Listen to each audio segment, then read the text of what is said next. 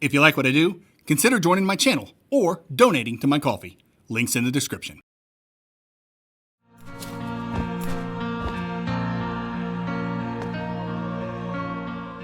Ugh. This reminds me of that one time I walked in on my roommate with his anime girl body pillow.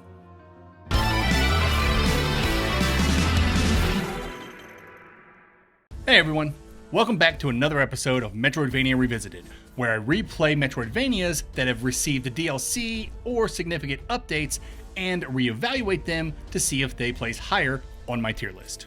Today, I'm taking a look at Skelethrone, the Chronicles of Arakona, but more specifically, its recently released DLC, The Jewel in the Skull.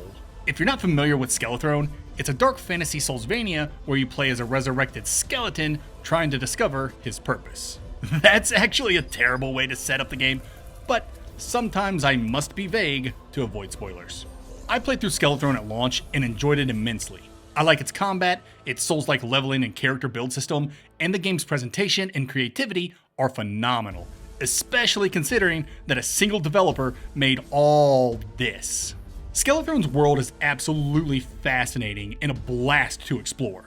There are a whole lot of memorable moments that have stuck with me long after completing the game. I go over these moments and much more in my Skelethrone review. I'll leave a link in the description if you're interested in hearing my complete thoughts. But if you want a TLDR, I gave it a 7 out of 10 and placed it in the middle of the B tier. Overall, it's a solid game that any MV fan would enjoy. And now, with its DLC in hand, hopefully we get to see what's behind that poison area in the swamp. And if we're real lucky, maybe we'll get some more of that juicy lore. Let's do this. 4 hours later. I was right, you totally get to see what's behind that poison area. I gotta say, that was a whole lot of fun. The DLC adds 4 new biomes, a new weapon type, fists, and a bunch of tough bosses who I thoroughly enjoyed taking down. I finally got to see a major character who's been discussed a few times in the base game. I got closure on an NPC's questline and closure on a particular boss, and of course, I got lots of lore and cool new weapons and rings. The quote-unquote final boss of the DLC kicked my butt several times. Taking it down was very challenging and very rewarding, from a gameplay and lore perspective.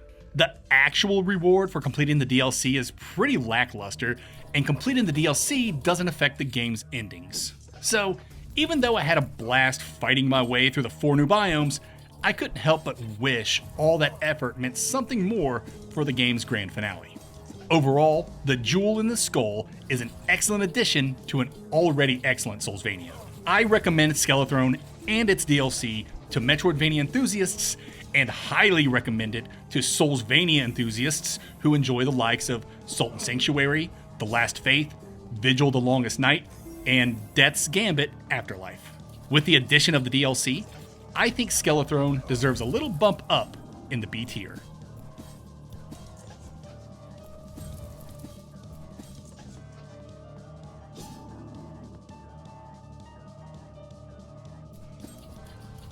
I'll leave you now with a little gameplay of some of its bosses and a quick tutorial for how to access the DLC for those who want to just jump back in and see what's new. Later, nerds.